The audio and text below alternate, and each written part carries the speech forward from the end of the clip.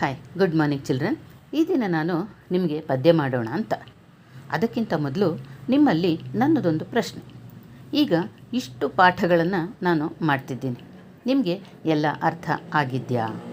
ಎಲ್ಲರೂ ಕಲಿತಾ ಇದ್ದೀರಾ? ಹೇಗೆ? ಅದೇ ನನಗೆ ಡೌಟು. ಯಾಕಂದರೆ ಇದುವರೆಗೂ ಯಾರೂ ಒಂದೂ ಡೌಟು ಕೇಳಲಿಲ್ಲ, ಹಾಗಾಗಿ ಈ ಪ್ರಶ್ನೆ ಅಷ್ಟೆ. ಓಕೆ, ಇರಲಿ ಬಿಡಿ. ಈಗ ಈ ದಿನದ ಟಾಪಿಕ್ಕಿಗೆ ಬರೋಣ. ಹೆತ್ತ ತಾಯಿ, ಹೊತ್ತ ಭೂಮಿ ಸ್ವರ್ಗಕ್ಕಿಂತಲೂ ಮಿಗಿಲು.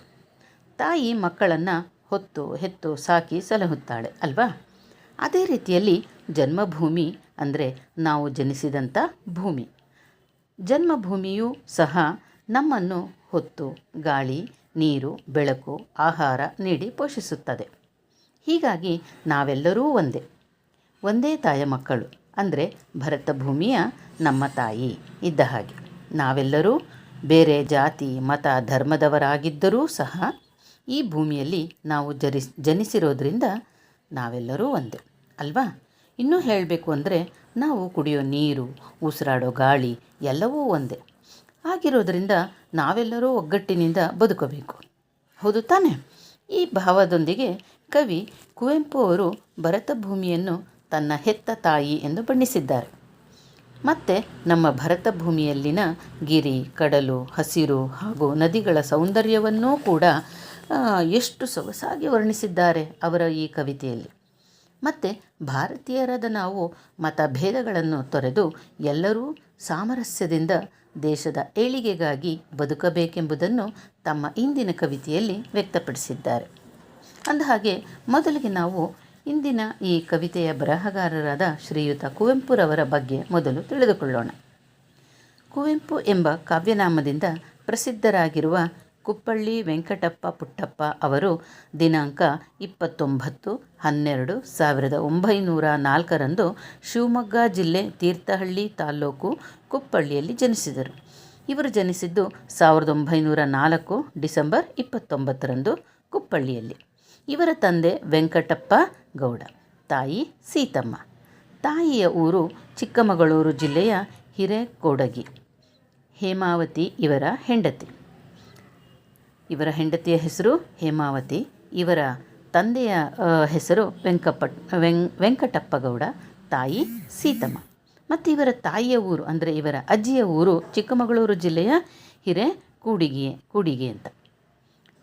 ಚಂದ್ರಮಂಚಕೆ ಬಾಚಕೋರಿ, ನವಿಲು, ಪಕ್ಷಿ ಕಾಶಿ ಇವರ ಕವನ ಸಂಕಲನಗಳು. ಬೆರಳ್ಗೆ ಕೊರಳ್, ಶೂದ್ರ ತಪಸ್ವಿ, ಜಲಗಾರ ಇವರು ಬರೆದಂತಹ ನಾಟಕಗಳು. ನನ್ನ ದೇವರು ಮತ್ತು ಇತರ ಕವಿತೆಗಳು ಇವರ ಸಣ್ಣ ಕಥೆಗಳು.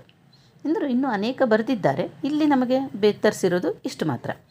ಕಾನೂನು ಹೆಗ್ಗಡತಿ, ಮಲೆಗಳಲ್ಲಿ ಮದುಮಗಳು ಇವರು ಬರೆದಂತಹ ಅನೇಕ ಕಾದಂಬರಿಗಳಲ್ಲಿ ಇವು ಹೆಸರುವಾಸಿಯಾಗಿರ್ತಕ್ಕಂತಹವು.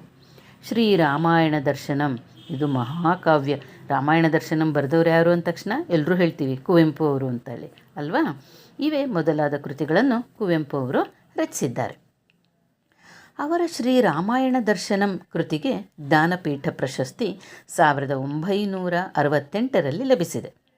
ಜೊತೆಗೆ ಪದ್ಮಭೂಷಣ ಪ್ರಶಸ್ತಿ 1958 ಸಿಕ್ಕಿದೆ. ಕೇಂದ್ರ ಸಾಹಿತ್ಯ ಅಕಾಡೆಮಿ ಪ್ರಶಸ್ತಿ 1955 ಸಿಕ್ಕಿದೆ. ರಾಷ್ಟ್ರಕವಿ ಪ್ರಶಸ್ತಿ 1964 ಸಿಕ್ಕಿದೆ. ಪಂಪ ಪ್ರಶಸ್ತಿ ಹಾಗೂ ಕರ್ನಾಟಕ ರತ್ನ ಪ್ರಶಸ್ತಿಗಳೂ ಇವರಿಗೆ ಲಭಿಸಿವೆ.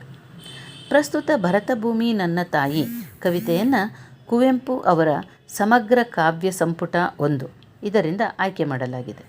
ಇವರು ದಿನಾಂಕ 10/11/1994 ನಿಧನರಾದರು. ಅಂದರೆ ಇವರು ಯಾವಾಗ ನಿಧನರಾಗಿದ್ದು 1994 ನವೆಂಬರ್ 10 ಇವರು ನಿಧನ ಆಗಿದ್ದರು. ಸೊ ಈಗ ನಾವು ಇವರ ಬಗ್ಗೆ ಒಂದು ಕಿರುಪರಿಚಯವನ್ನು ಮಾಡಿಕೊಂಡ್ವಿ. ಈಗ ಇವರು ಬರೆದಂತಹ ಕವಿತೆಯನ್ನು ನಾವು ನೋಡ್ತಾ ಹೋಗೋಣ. ಇವರು ಬರೆದಂತಹ ಕವಿತೆಯಲ್ಲಿ ಹೇಗೆ ಒಂದೊಂದು ಪದ್ಯದಲ್ಲೂ ಕೂಡ ಆ ಭರತ ಭೂಮಿಯನ್ನು ತನ್ನ ತಾಯಿ, ತನ್ನನ್ನು ಹೆತ್ತ ತಾಯಿ ಅಂತ ಹೇಳಿ ಹೇಗೆ ಬಣ್ಣಿಸಿದ್ದಾರೆ ಅಂತೇಳಿ ನಾವು ನೋಡ್ತಾ ಹೋಗೋಣ. ಭರತ ಭೂಮಿ ನನ್ನ ತಾಯಿ, ನನ್ನ ಪೊರೆವ ತೊಟ್ಟಿಲು, ಜೀವನವನೇ ದೇವಿಗೆರೆವೆ, ಬಿಡುತೆ ಗುಡಿಯ ಕಟ್ಟಲು. ಅಂದರೆ ಕುವೆಂಪುರವರು ಭರತ ಭೂಮಿ ನನ್ನ ತಾಯಿ ಹಾಗೂ ನನ್ನನ್ನು ರಕ್ಷಿಸುವ ತೊಟ್ಟಿಲು, ಇಂತಹ ಮಾತೆಗೆ ನನ್ನ ಜೀವನವನ್ನು ಧಾರೆ ಎರೆಯುತ್ತೇನೆ ಎಂದು ಹೇಳಿದ್ದಾರೆ. ಇನ್ನು ಎರಡನೆಯ ಪ್ಯಾರಾಗ್ರಾಫಿಗೆ ಹೋದರೆ, ತುಹಿನ ಗಿರಿಯ ಸಿರಿಯ ಮುಡಿಯ ಹಿರಿಯ ಕಡಲು ತೊಳೆಯುವಡಿಯ ಪೈರು ಪಚ್ಚೆ ಪಸುರಿ ನುಡಿಯೇ ಭರತ ಭೂಮಿ ನನ್ನ ತಾಯಿ ನನ್ನ ಪೊರೆವ ತೊಟ್ಟಿಲು ಜೀವನವನ್ನೇ ದೇವಿಗೆರೆವೆ ಬಿಡುತ್ತೆ ಗುಡಿಯ ಕಟ್ಟಲು. ಹಿಮಾಲಯದ ಸೊಗಸನ್ನು ತನ್ನ ಮುಡಿಗೇರಿಸಿಕೊಂಡು ಕಡಲಿಗೆಲ್ಲ ನೀರೆರೆದು ಹಚ್ಚ ಹಸಿರನ್ನು ಕೊಡುವ ತಾಯಿಗೆ ತಾಯಿಯೇ ನನ್ನ ಭರತ ಮಾತೆ, ಆಕೆಗೆ ನನ್ನ ಜೀವನವನ್ನೇ ಮೀಸಲಾಗಿಡ್ತೀನಿ ಅಂತ ಈ ಪದ್ಯದಲ್ಲಿ ಹೇಳಿದ್ದಾರೆ. ಇನ್ನು ಮುಂದಿನ ಸಾಲುಗಳಿಗೆ ಹೋದಾಗ, ಸಿಂಧು ಯಮುನೆ ದೇವ ಗಂಗೆ ತಪತಿ ಕೃಷ್ಣೆ ಭದ್ರೆ ತುಂಗೆ ಸಲಿಲ ತೀರ್ಥ ಪುಣ್ಯರಂಗೆ ಭರತ ಭೂಮಿ ನನ್ನ ತಾಯಿ ನನ್ನ ಪೊರೆವ ತೊಟ್ಟಿಲು ಜೀವನವನ್ನೇ ದೇವಿಗೆರೆವೆ ಬಿಡುತ್ತೆ ಗುಡಿಯ ಕಟ್ಟಲು. ಇನ್ನು ಈ ಮೂರನೇ ಪದ್ಯದ ಸಾಲುಗಳಲ್ಲಿ ಸಿಂಧು, ಯಮುನೆ, ಗಂಗೆ, ತಪತಿ, ಕೃಷ್ಣೆ, ಭದ್ರೆ, ತುಂಗೆ ಈ ಎಲ್ಲ ನದಿಗಳು ಪುಣ್ಯತೀರ್ಥ ಹೊಂದಿರುವ ತಾಯಿಗಳು. ಸೊ ಈ ಪುಣ್ಯತೀರ್ಥವನ್ನು ಕೊಡ್ತಕ್ಕಂತಹ ಈ ಎಲ್ಲ ನದಿಗಳು ನಮ್ಮ ಭಾರತ ಮಾತೆಯ ಮಡಿಲಿನಲ್ಲಿ ಹುಟ್ಟಿರ್ತಕ್ಕಂತಹ ನದಿಗಳು. ಇವು ಎಲ್ಲರಿಗೂ ನೀರನ್ನು ಕೊಡುತ್ತವೆ. ಈ ನೀರಿನಿಂದ ಹಚ್ಚ ಹಸಿರು ಪೈರುಗಳು ಕೂಡ ಬೆಳೆಯುತ್ತವೆ ಅಂತಕ್ಕಂಥದ್ದು ಇವರ ಈ ಮೂರನೆಯ ಪದ್ಯದ ಸಾಲುಗಳಲ್ಲಿ. ಇನ್ನು ಮುಂದಿನ ಪದ್ಯದ ಸಾಲುಗಳಿಗೆ ಹೋಗೋಣ.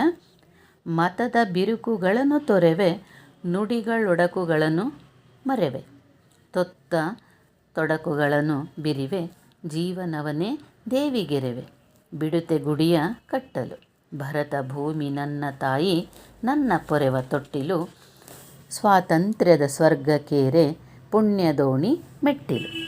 ಅಂದರೆ ಇಲ್ಲಿ ಈ ಒಂದು ಪದ್ಯದ ಸಾಲುಗಳಿಗೆ ಹೋದಾಗ ನಾವು ಮತ ಧರ್ಮಗಳೆಂಬ ವೈಮನಸ್ಸುಗಳನ್ನು ಬಿಟ್ಟು ಒಡಕು ನುಡಿಗಳನ್ನು ಮರೆತು, ಒಡಕು ನುಡಿಗಳು ಅಂತಂದರೆ ಮನಸ್ಸಿಗೆ ಬೇಸರ ಕೊಡ್ತಕ್ಕಂಥದ್ದು, ಅಂದರೆ ಒಬ್ರನ್ನೊಬ್ಬರು ಏನು ಹೇಳ್ತಾರೆ ದ್ವೇಷ ಸಹಿತ ಮಾತಾಡ್ತಕ್ಕಂತಹ ಒಂದು ಮಾತುಗಳು, ಅವನ್ನೆಲ್ಲವನ್ನೂ ಮರೆತು ದಾಸ್ಯ ಬದುಕುಗಳನ್ನು ತೊಡೆದು, ಅಂದರೆ ದಾಸ್ಯ ಅಂದರೆ ನಾವೆಲ್ಲರೂ ಸೇವಕರು ಅನ್ನೋ ಒಂದು ಬದುಕುಗಳನ್ನೆಲ್ಲ ತೊಡೆದು ಅಂದರೆ ಬಿಟ್ಟು ನನ್ನ ರಕ್ಷಿಸುವ ತಾಯಿಗೆ ನನ್ನ ಜೀವನವನ್ನೇ ಧಾರೆ ಎರೆಯುವೆ. ಸೊ ಇಂತಹ ತಾಯಿಗೆ ನನ್ನ ಜೀವನವನ್ನು ನಾನು ಧಾರೆ ಎರಿತೀನಿ ಅಂತ ಹೇಳ್ತಾರೆ. ಸ್ವಾತಂತ್ರ್ಯದ ಸ್ವರ್ಗಕ್ಕೇರೆ ಪುಣ್ಯದೋಣಿ ಮೆಟ್ಟಿಲು, ಅಂದರೆ ನಾವು ಸ್ವಾತಂತ್ರ್ಯ ಅಂತಕ್ಕಂತಹ ಸ್ವರ್ಗದ ಮೆಟ್ಟಿಲುಗಳನ್ನು ಏರಿ ಪುಣ್ಯದೋಣಿ ಮೆಟ್ಟಿಲುಗಳು ಅಂದರೆ ಆ ಪುಣ್ಯವಾದಂತಹ ಮೆಟ್ಟಿಲುಗಳನ್ನು ನಾವು ಮೇಲಕ್ಕೆ ಏರಿ ನಾವು ಸ್ವಾತಂತ್ರ್ಯ ಅಂದರೆ ಸ್ವಾತಂತ್ರ್ಯ ಭರತ ಭೂಮಿಯಲ್ಲಿ ನಾವು ಜೀವನವನ್ನು ಮಾಡೋಣ ಅಂತ ಹೇಳ್ತಾರೆ. ಹೀಗೆ ಕುವೆಂಪುರವರು ಭಾರತ ಮಾತೆಯ ಮೇಲಿನ ಮಮಕಾರವನ್ನು ತಮ್ಮ ಪದ್ಯದ ಮುಖಾಂತರ ವಿವರಿಸಿದ್ದಾರೆ. ಮಕ್ಕಳೇ, ಅರ್ಥ ಮಾಡಿಕೊಂಡ್ರೆ ತುಂಬ ಸೊಗಸಾಗಿದೆ ಈ ಪದ್ಯ ಅಲ್ವಾ? ಅರ್ಥ ಆಯ್ತಲ್ವ ನಿಮಗೆಲ್ಲ? ಪದ್ಯ ಕಲಿಬೇಕು, ಕ್ಲಾಸ್ ವರ್ಕ್ನಲ್ಲಿ ಒಮ್ಮೆ ನೀವು ಬರಿಬೇಕು. ಒಮ್ಮೆ ನೀವು ಬರೆದಾದ್ಮೇಲೆ ಪದ್ಯವನ್ನು ಚೆನ್ನಾಗಿ ಅದನ್ನು ಬಹಟ್ ಮಾಡಬೇಕು. ಬಹಟ್ ಮಾಡಿ ನಂತರ ನೀವು ಕ್ಲಾಸ್ ವರ್ಕಲ್ಲಿ ಬರೀರಿ. ಅದಾದಮೇಲೆ ನಾನು ನಿಮಗೆ ಪ್ರಶ್ನೋತ್ತರಗಳು ಆ್ಯಸ್ ಯೂಶ್ವಲ್ ಆಗಿ ಅಭ್ಯಾಸದಲ್ಲಿ ಬರ್ತಕ್ಕಂತಹ ಎಲ್ಲ ಪ್ರಶ್ನೆಗಳಿಗೆ ಉತ್ತರಗಳನ್ನು ಎಲ್ಲ ಕಳಿಸಿ ಕೊಡ್ತೀನಿ. ಅದೆಲ್ಲವನ್ನು ಕ್ಲಾಸ್ ವರ್ಕ್ನಲ್ಲಿ ಬರೀರಿ. ಆಮೇಲೆ ನೆಕ್ಸ್ಟ್ ವೀಕಿಂದ ನಿಮಗೆ ಟೆಸ್ಟ್ ಇದೆ. ಆಲ್ರೆಡಿ ನಾವು ಕಳಿಸಿದ್ದೀವಿ ಅಲ್ವಾ ಟೈಮ್ ಟೇಬಲ್ಲು. ಸೊ ಪೋರ್ಷನ್ಸು ಕೂಡ ಕಳಿಸಿದ್ದೀನಿ ನಾನು, ಕರೆಕ್ಟ್ ಅಲ್ವಾ? ಅನ್ನದಾನ ಮತ್ತು ಅನ್ನದಾತ. ಸೊ ಒಂದು ಪದ್ಯ ಮತ್ತು ಒಂದು ಪಾಠ, ಈ ಎರಡರಲ್ಲೂ ಬರ್ತಕ್ಕಂತಹ ಪ್ರಶ್ನೋತ್ತರಗಳನ್ನು ಮತ್ತು ಎಕ್ಸಸೈಸಲ್ಲಿದ್ದಂತಹ ಎಲ್ಲ ಅಭ್ಯಾಸಗಳಲ್ಲಿ ಬರ್ತಕ್ಕಂತಹ ಎಲ್ಲವನ್ನೂ ಕೂಡ ನಾನು ಕಳಿಸಿದ್ದೆ. ಅದಷ್ಟನ್ನು ನೀವು ಓದಿ, ಅರ್ಥಗಳನ್ನು ಎಲ್ಲವನ್ನೂ ಓದಿ ಮನನ ಮಾಡಿಕೊಂಡ್ರೆ ನೀವು ಟೆಸ್ಟಲ್ಲಿ ಬರೆಯೋದಕ್ಕೆ ನಿಮಗೆ ತುಂಬ ಅನುಕೂಲ ಆಗುತ್ತೆ. ಟೆಸ್ಟ್ಗಳನ್ನು ಬರೆದಾದ್ಮೇಲೆ ನಿಮ್ಮ ಎಲ್ಲ ಸಬ್ಜೆಕ್ಟು ಪೇಪರ್ಗಳನ್ನು ಪಿನ್ ಮಾಡಿ ತೊಗೊಂಡು ಬಂದು ನೀವು ಸೆಕ್ಯೂರಿಟಿ ಹತ್ರ ಕೊಟ್ಟರೆ ಅವರು ಫೈಲ್ಗೆ ಹಾಕ್ತಾರೆ. 7ನೇ ಕ್ಲಾಸಿನ ಫೈಲು ಅಂತೇಳಿ ಸಪ್ರೇಟ್ ಇರುತ್ತೆ, ಅದರೊಳಗೆ ಹಾಕ್ತಾರೆ. ಅದಕ್ಕೆ ನಾವು ಡೇಟು ಮೆನ್ಷನ್ ಮಾಡಿದ್ದೀವಿ ಅಲ್ವಾ? ಶನಿವಾರನೇ ನೀವು ಬೆಳಗ್ಗೆ 8:30 ಮಧ್ಯಾಹ್ನ 12:00 ಒಳಗೆ ತಂದು ಅಲ್ಲಿ ಕೊಟ್ಟರೆ ಅವರು ಹಾಕ್ತಾರೆ. ಆಮೇಲೆ ಅವರು ನಮಗೆ ಸಬ್ಮಿಟ್ ಮಾಡ್ತಾರೆ. ಸರಿನಾ ಮಕ್ಕಳ? ಸೊ ನೀವು ಯಾರು ಕೂಡ ಟೆಸ್ಟನ್ನು ಅಟೆಂಡ್ ಮಾಡದೇ ಇರಬಾರ್ದು. ಯಾಕಂದರೆ ನೀವು ಎಷ್ಟರ ಮಟ್ಟಿಗೆ ಓದಿದ್ದೀರಿ, ಎಷ್ಟರ ಮಟ್ಟಿಗೆ ಮನನ ಮಾಡಿಕೊಂಡಿದ್ದೀರಿ ಅನ್ನೋದು ನಿಮಗೆ ಗೊತ್ತಾಗುತ್ತೆ. ಕರೆಕ್ಟ್ ಅಲ್ವಾ? ಸೊ ಎಲ್ಲರೂ ಕೂಡ ಟೆಸ್ಟನ್ನು ಬರೀಬೇಕು. ಬರೆದಾದ್ಮೇಲೆ ತಂದು ಆ ಸೆಕ್ಯೂರಿಟಿ ಗಾರ್ಡ್ ಹತ್ರ ನಿಮ್ಮ ಆನ್ಸರ್ ಶೀಟನ್ನು ಕೊಟ್ಟು ಕಳಿಸಿ. ನಿಮ್ಮ ಪೇರೆಂಟ್ಸ್ ಬಂದು ಕೊಟ್ಟರು ಸಾಕು. ಅರ್ಥ ಆಯ್ತಾ ಮಕ್ಕಳ? So until then take care, bye, see you.